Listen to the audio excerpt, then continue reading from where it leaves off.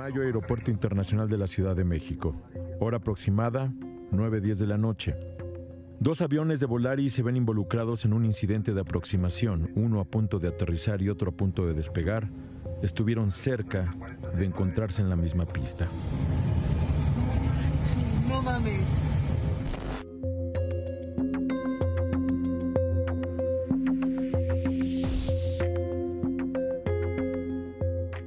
El Volaris 4069 esperaba despegar con destino a Guatemala.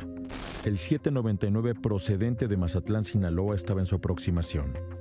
Una primera controladora aérea autoriza al Volaris 4069 a entrar a pista. Costa Rica 4069, pista 5 izquierda, rueda posición y mantenga. Luego hay un cambio. Un segundo controlador toma las comunicaciones y autoriza al Volaris 799 a que aterrice en la pista cuya cabecera está ocupada. Volaris 723, buen día, 5 derecha, con H30.25, continua aproximación. La aproximación es 23. Casi un minuto después, el Volaris a punto de aterrizar insiste en su autorización y se la conceden. Confirma, estamos autorizados 05 izquierda, Volaris 799. Volaris 799, correcto, en 5 izquierda, viento 90 grados de 20 nudos, autorizado para aterrizar. Autorizados a aterrizar 5 izquierda, Volaris 799. En ese momento, otra tripulación, desde otro avión, alerta del Volaris sobre la pista. Hay un avión en la pista de 5 izquierda. Costa Rica 4069, Volaris 799, iniciando aproximación. Correcto, Volaris 799, gracias. 30 grados por la izquierda. 30 por la izquierda, Volaris 799. Entrada, Costa Rica en 4691, disculpa, mantengan 5 izquierda, hombre, le llamo.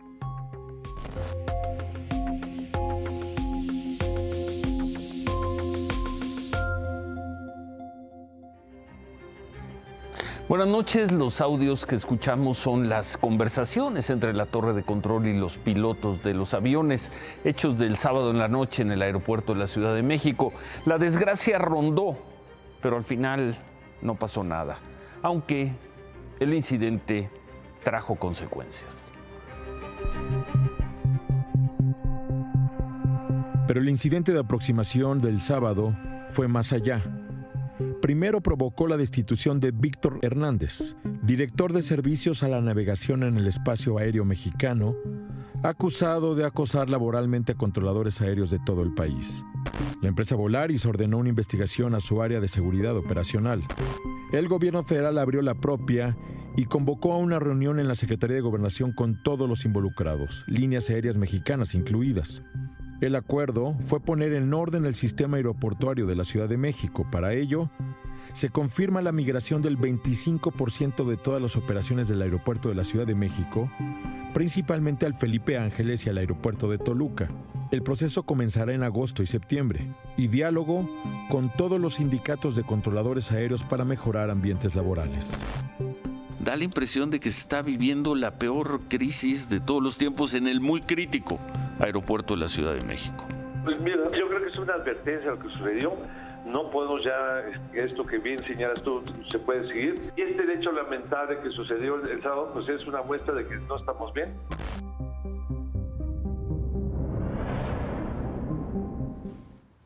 Pues entonces, en principio, el acuerdo es acelerar algo que ya se había anunciado desde hace tiempo, que se formalizó con un decreto.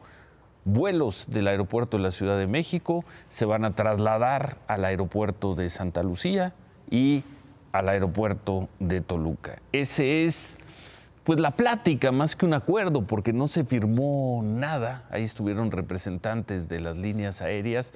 Fue un principio de acuerdo para los meses del verano y hay el reconocimiento, ahora sí, de una crisis. El viernes aquí nos tocó leer el comunicado de la Secretaría de Infraestructura, Comunicaciones y Transportes, donde decía que no tenía reportes de incidentes. Tuvo que venir la Organización Internacional, la IATA, a decirle, tenemos una serie de reportes, para que el sábado en la mañana la autoridad, que el viernes había dicho que no tenía reportes, lo reconociera, y luego el sábado en la noche se dio este hecho que, por fortuna, no devino en desgracia. Una de las consecuencias de esto que ocurrió la noche del sábado fue la salida del director de Servicios a la Navegación en el Espacio Aéreo, el señor Víctor Hernández. Hoy la Secretaría de Infraestructura, Comunicaciones y Transportes designó como encargado de esa dirección a Ricardo Torres Muela. Es un funcionario con una muy larga, más de 40 años de experiencia como controlador de tránsito aéreo. Bueno, pues después de todo, regresan los especialistas, oponen a cargo de las operaciones a los especialistas. 43 años de experiencia.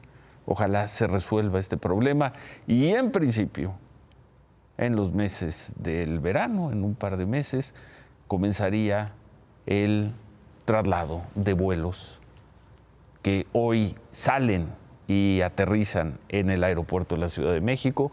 Se irían varios de ellos, muchos de ellos vuelos de carga, charters, pero también comerciales, se irían a Santa Lucía o al aeropuerto de Toluca.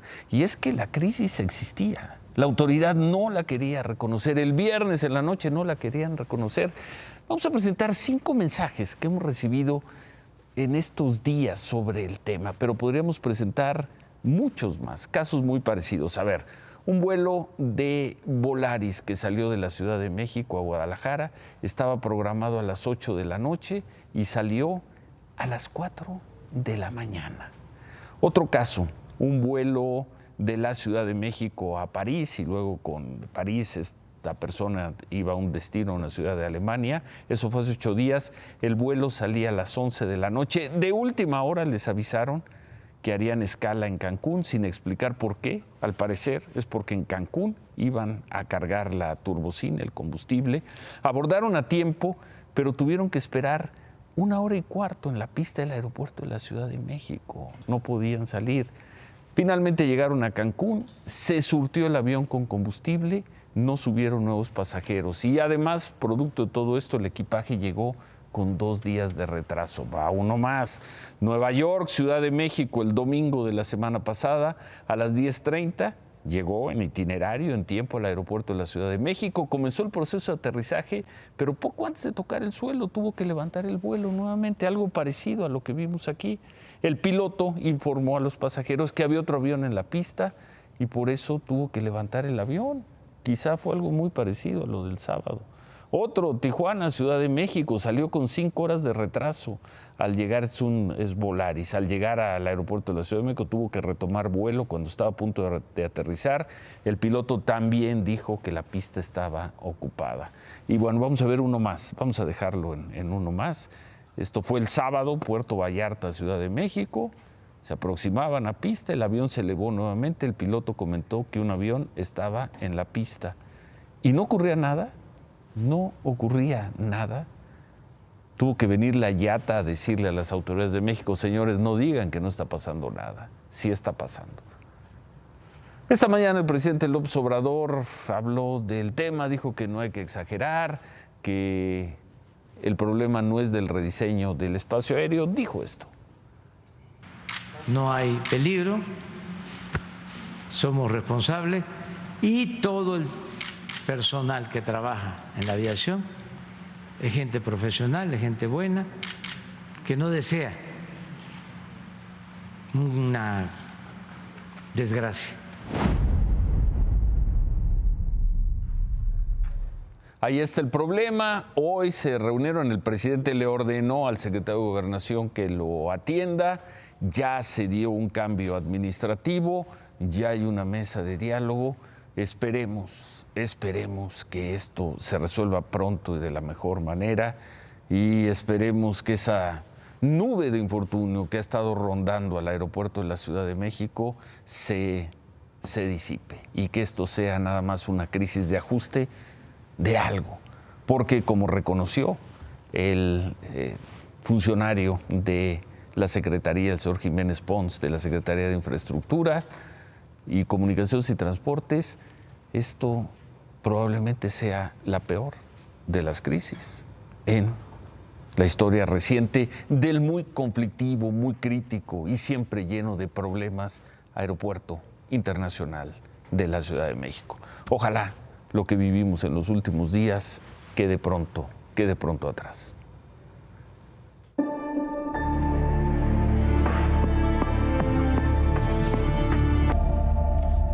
Y lo que no queda atrás es el increíble, es el asesinato de periodistas. Esta tarde mataron a 2 mujeres que se dedicaban al periodismo, Yesenia Mollinedo y Sheila Johanna García. Las mataron en Cozoleacaque, en Veracruz, en el sur de Veracruz. Trabajaban en el portal El Veraz. Yesenia era la directora, la otra persona era fotógrafa.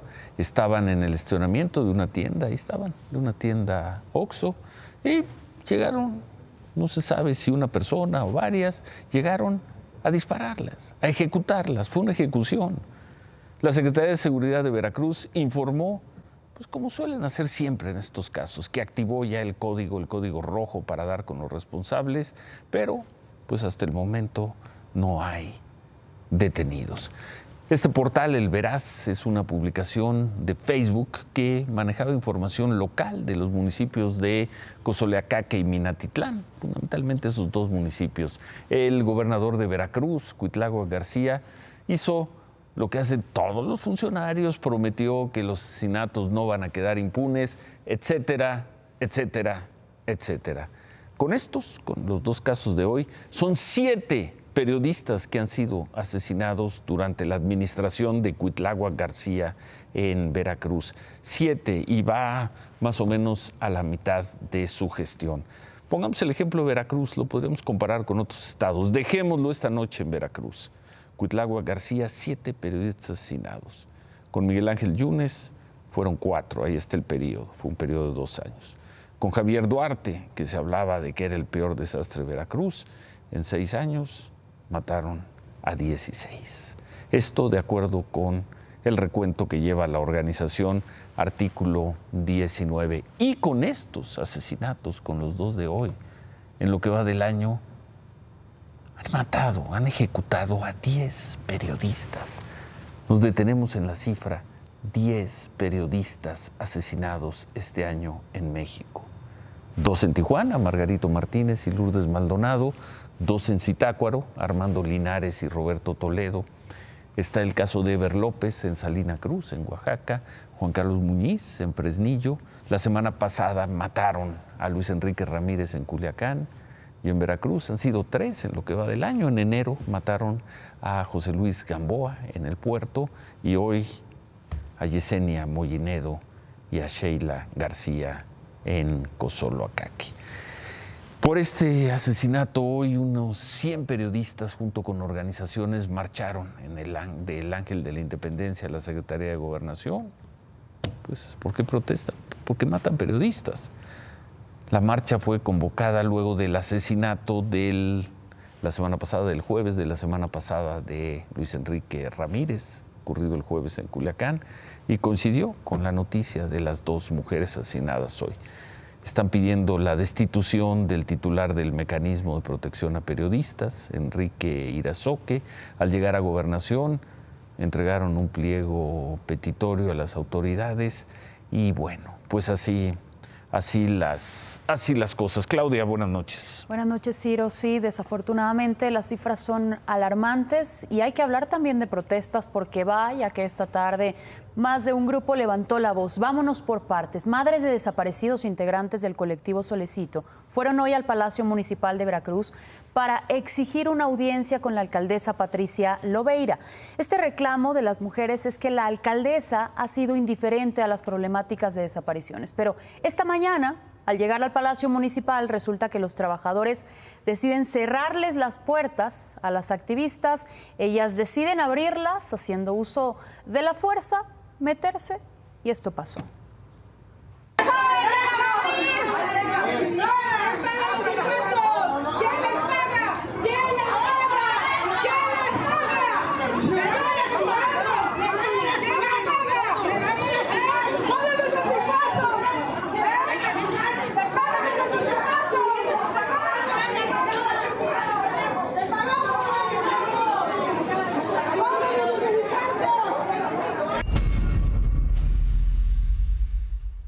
¿Y en qué acabó esto? Pues lamentable que haya tenido que ser así, pero la presidenta municipal esta vez sí decidió responder, decidió no seguir negándose, decidió reunirse con las integrantes del colectivo Solecito y se comprometió, veremos si lo cumple, a darles por fin este apoyo para sus actividades de búsqueda de desaparecidos. Entre los que hay que recalcar destacan la obtención de recursos económicos durante Semana Santa y el Carnaval de Veracruz. Dos fechas, dos eventos importantísimos en cuestión de turismo para continuar con los trabajos de búsqueda y permisos para la marcha también con motivo del 10 de mayo. Ellas lo que quieren son recursos para continuar con esta búsqueda permanente. Y donde también hubo manifestaciones intensas fue en Monterrey. Un grupo de mujeres integrantes de colectivos feministas desaparecidos marcharon por las calles de esta ciudad con coronas de flores en mano.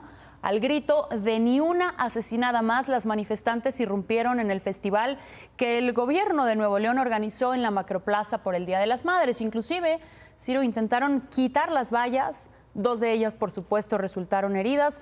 Estaban molestas porque se concentrarían en la explanada de los héroes, pero debido al concierto, pues le cerraron las puertas, le cerraron el paso y entre otras de las estampas que también dejó esta manifestación, pues fueron las pintas en el Museo de Arte Contemporáneo. De hecho, ahí en la Macroplaza, pues como podemos ver, los policías de la Fuerza Civil reaccionaron tratando de impedir que quitaran las vallas y así ocurrió.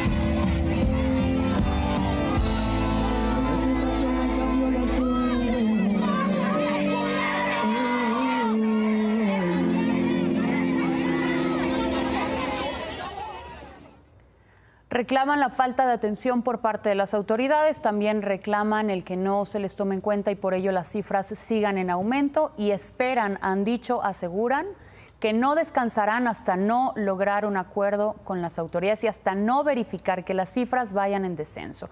Y es que de verdad las cifras de los periodistas asesinados en México son alarmantes, tú lo decías hace un momento, Ciro, y retomando los datos de esta asociación no gubernamental, artículo 19, resulta que del año 2000 a la fecha han documentado 153 asesinatos de periodistas en México, en posible relación con su labor. Pero de este total, quizás son las menos, pero son números, Ciro. 12 de ellas son mujeres. Sí. ¿Cuántas más? Es la pregunta ojalá que muchas de ellas se hacen. Ninguna. Y ojalá sea ninguna más. En información también que alcanzamos a difundir el viernes por la noche, se dieron a conocer estas imágenes sobre el ataque en 2 bares de Cancún. Las imágenes son fuertes. Esta mañana el fiscal, de hecho, confirmó que son 3 las personas que murieron por estos hechos. Ahí vamos a ver cómo llegan precisamente y atacan a la persona que se encuentra en la entrada. Y pues de acuerdo con las investigaciones, por lo menos las primeras investigaciones, este ataque sí tendría relación con la disputa por la venta de droga en el municipio. Otra de las historias que ya hemos escuchado con anterioridad, la tercera víctima, de hecho, pues es un empleado del bar, el bar Las de la Cabá, quien fue además atacado, pues como lo veíamos en pantalla, ¿no?, a sangre fría. En la entrada del bar. Así es. Y el fiscal dijo que, aunque se había detenido a una persona, aún no se comprueba que tenga relación con estos ataques. Veremos.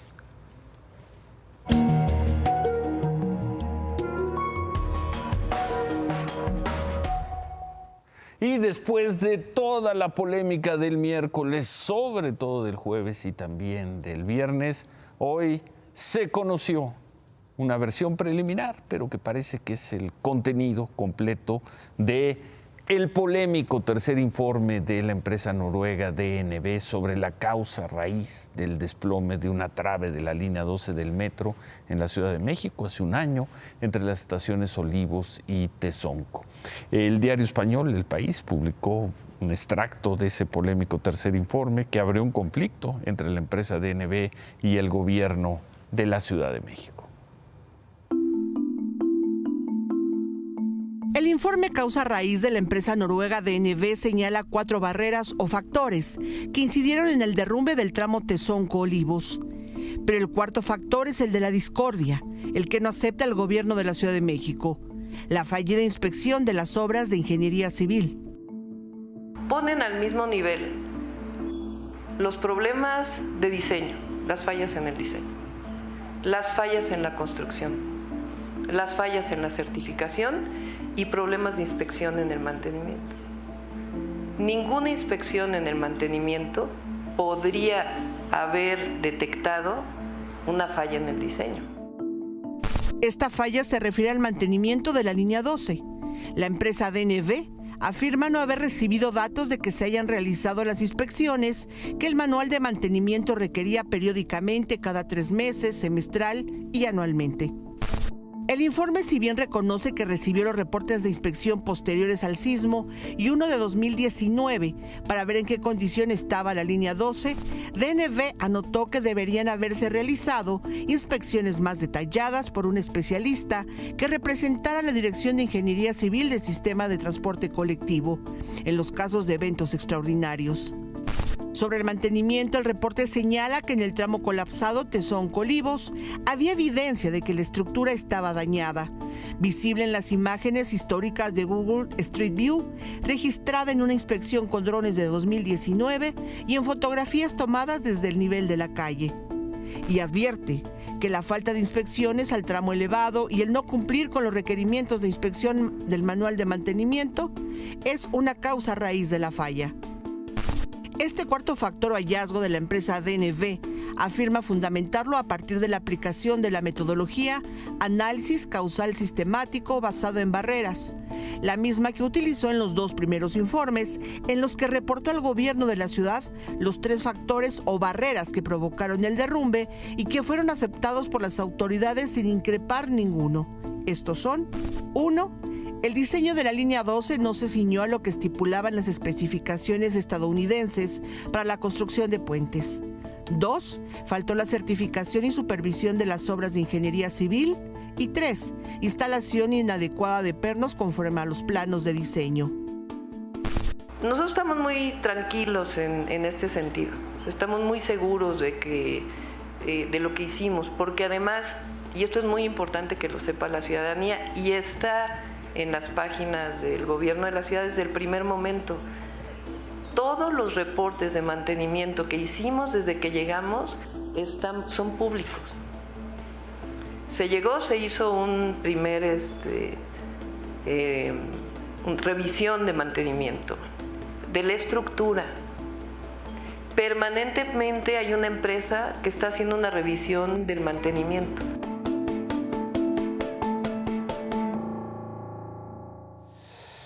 Bueno, dice la jefa de gobierno, todos los reportes de mantenimiento son públicos, están ahí, se pueden consultar, pero con el argumento de que estaban por presentar o quizá ya presentaron una demanda contra la empresa DNB, no podían dar a conocer el informe final de esta tragedia, porque eso fue una tragedia que cobró la vida de muchas personas hace un año, no podían dar a conocer la información. Ocurrió lo que suele ocurrir en estos casos. La información salió. Vamos a ver si mañana, pasado mañana, el gobierno de la Ciudad de México decide hacer pública toda la información y no este fragmento preliminar que se conoció hoy.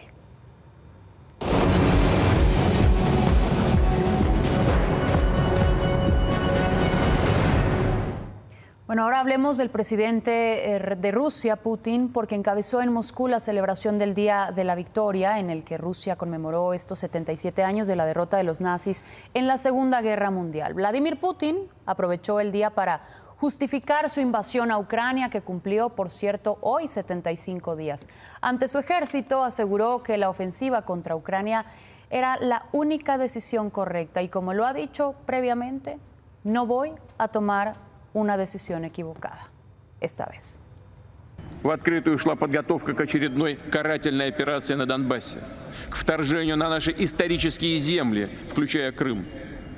В Киеве заявляли о возможном приобретении ядерного оружия. Вы сражаетесь за Родину, за ее будущее, за то, чтобы никто не забыл уроков Второй мировой, чтобы в мире не было места палачам, карателям и нацистам. Bueno, vamos a ver estas imágenes porque en Varsovia manifestantes decidieron lanzarle pintura roja a la cara al embajador ruso en Polonia. El embajador asistió a un homenaje para conmemorar el fin de la Segunda Guerra Mundial a los soldados soviéticos caídos y de esta manera lo recibieron.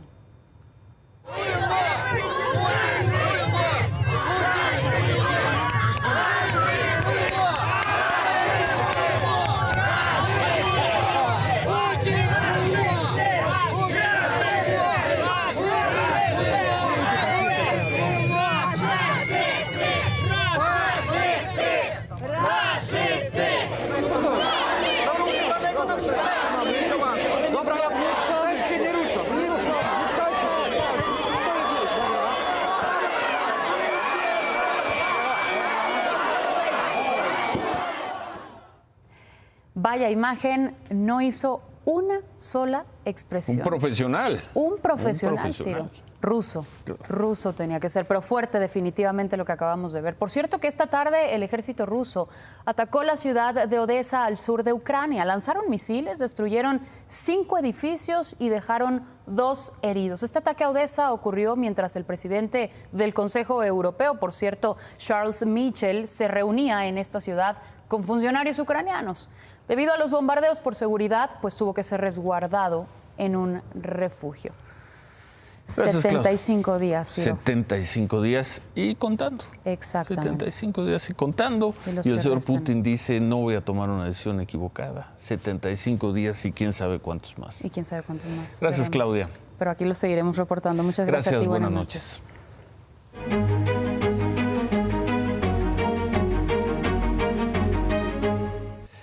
Y bueno, temprano el presidente López Obrador llegó en la madrugada, pero se presentó en la mañanera en Palacio Nacional y dio detalles de su viaje a Centroamérica de la semana pasada y en particular de lo que ocurrió ayer. Ayer estuvo todo el día en La Habana, Cuba. Se veía muy contento con esa última parte de la gira, su estancia en La Habana, Cuba. Se veía muy contento el presidente López Obrador. De regreso de La Habana a las 2 de la madrugada de este lunes, la desvelada no hizo estragos en un satisfecho presidente que hoy compartió en su conferencia matutina la crónica de su estancia en Cuba. Me entregaron en Cuba la condecoración José Martí, le hice una visita al comandante Raúl Castro. Reseñó los acuerdos que tomó con el presidente de Cuba: adquirir su vacuna contra el COVID para niños, enviar médicos generales a la isla para que realicen su especialidad y de la contratación que el gobierno mexicano hará ante el déficit de personal en salud. Remarcó que el neoliberalismo generó. Contratar a más de 500 médicos para que se cumpla con el propósito que hemos hecho de garantizar el derecho a la salud. El presidente López Obrador se dijo sabedor de la inconformidad de los conservadores por su buena relación con el gobierno de Miguel Díaz-Canel, para quien no escatimó elogios. Cuba tiene un extraordinario presidente, un hombre honesto, trabajador, humano, una muy buena persona, un buen servidor público y un buen ser humano. Y eso me dio mucho gusto. Más que contar de los discursos que hizo en La Habana exaltando a Fidel Castro y compartiendo su confianza de que la revolución cubana renacerá en su propia revolución, el presidente centró su crónica en la pistola que era del historiador Eusebio Real y que el presidente cubano le entregó. Una pistola que es una joya por su historia. Es una pistola que mandó a hacer el presidente Francisco I. Madero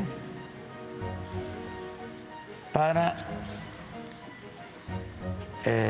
entregársela, para regalársela a Francisco Villa. Vino entonces la clase de historia, de los acuerdos que Madero y Villa tomaron en Juárez y de la estima recíproca que se tenían. Orgulloso del regalo que los cubanos nos enviaron por su conducto, el regalo que el llamado prócer de la democracia le hizo al caudillo del norte, el presidente anunció que pronto esa arma, recuerdo de su visita a la isla, será pieza de museo. Pues bien, por el refuerzo del sistema de salud, suponemos que los 500 médicos cubanos que llegarán a México son especialistas de un alto nivel, pero queda la pregunta, ¿qué pensarán esos doctores mexicanos que fueron contratados en el momento más difícil de la crisis del COVID y luego fueron despedidos? No todos han sido recontratados como se había comprometido el gobierno. ¿Qué pensarán ellos de este reforzamiento? Y bien por mantener buenas relaciones con todos los países, pero ¿qué pensarán los cubanos que esta noche duermen en una cárcel y que están en una cárcel por haber salido a protestar contra las condiciones de vida en su país? Se va a cumplir un año, en julio se va a cumplir un año. Siguen en la cárcel. ¿Qué pensarán cuando el presidente López Obrador dice que el presidente cubano es un extraordinario mandatario y un hombre bueno? ¿Qué pensarán?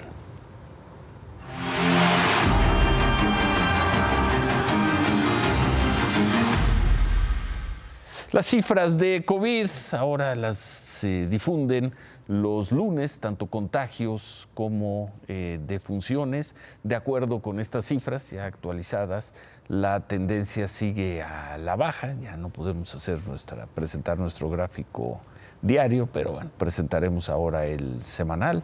Ahí está el total, el promedio diario de la semana pasada, 822 casos, es muy bajo.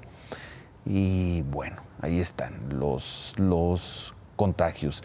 Y las personas muertas en la última semana, un promedio diario de 18 personas, 129 son cifras de la Secretaría de Salud, sin duda cifras que ya nada tienen que ver con los momentos más duros. Tomando esta actualización, el total de mexicanos muertos por COVID supera los 487,000. Todavía no conocemos el dato actualizado del registro civil de personas fallecidas por COVID. Hubo un ajuste, pero sobre los datos del 2021 llevamos 4 meses y medio de este año y las autoridades no han hecho esa actualización. Lo que sí se actualiza con enorme precisión son las cifras de la tasa de inflación, del aumento de precios. Esta mañana el INEGI dio a conocer los datos de la segunda quincena de abril. La inflación sigue siendo muy alta. La inflación anualizada llegó a 7.6, prácticamente 7.7%. Es el nivel de carestía más alto en México en 21 años. El presidente López Obrador confió que con el plan que se presentó la semana pasada, pronto la tendencia venga a la baja. También destacó que la inflación de México está más baja que la de Estados Unidos. Allá están en 8.5. Eso dijo el presidente.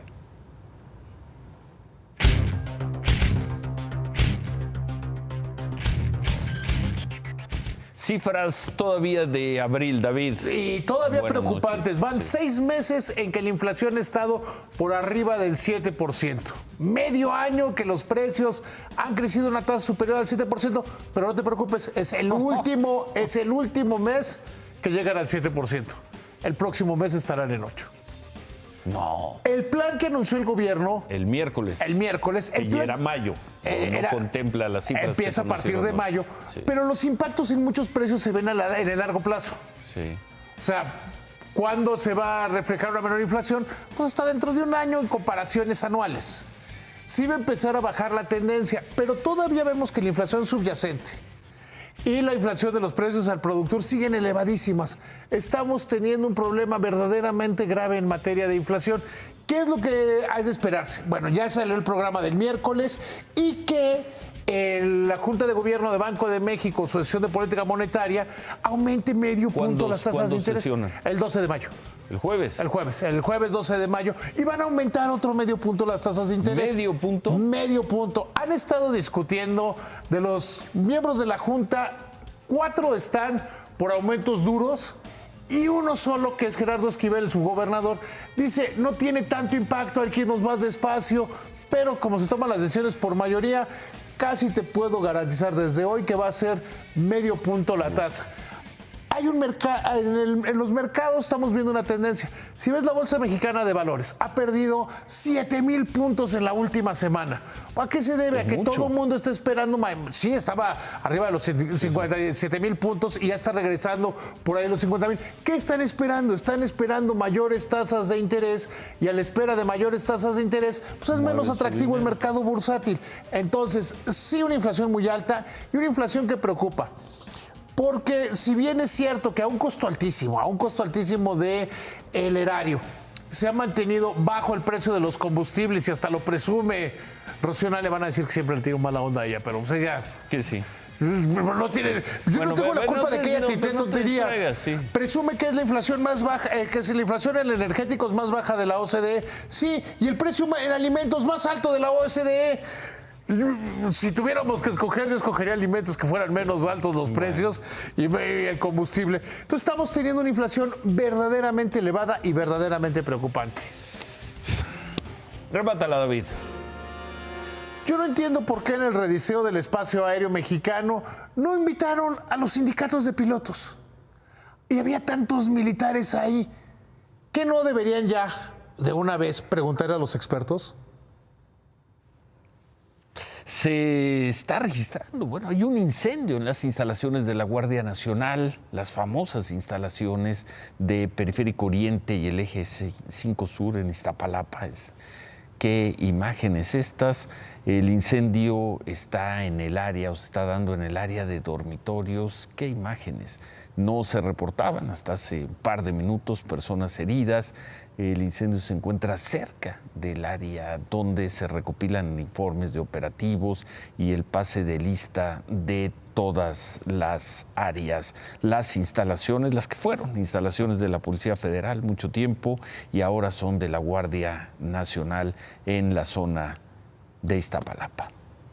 Vamos a una pausa, pero antes, Javier. Si regresamos con el Canelo, Mike Tyson nos dice por qué perdió, horarios y días para la liguilla del fútbol mexicano y los favoritos, y qué pasó con el jugador de Chivas fracturado. Regresamos con eso después de la pausa. Sí, amigos, ¿cómo están? Vamos a conocer los encuentros de cuartos de final. Ya está todo definido en el fútbol mexicano. 2 juegos miércoles, jueves, sábado y domingo. El miércoles 11 a las 7, Pachuca contra San Luis. La vuelta el sábado 14 a las 8 de la noche. El miércoles a las 9 de la noche, Puebla contra América. La vuelta el sábado a las 6 de la tarde. El jueves a las 7 de la noche en el Azteca, Cruz Azul contra Tigres. La vuelta el domingo a las 8. El jueves a las 9 de la noche en el Estadio Akron, Chivas contra Atlas. La vuelta el domingo a las 6. Favoritos, Pachuca, Tigres, América y Chivas. El único que no está mejor colocado es el Guadalajara respecto al Atlas, pero creo que trae una inercia muy fuerte. Gracias, Javier. Se quedan con qué importa. Buenas noches. Ánimo.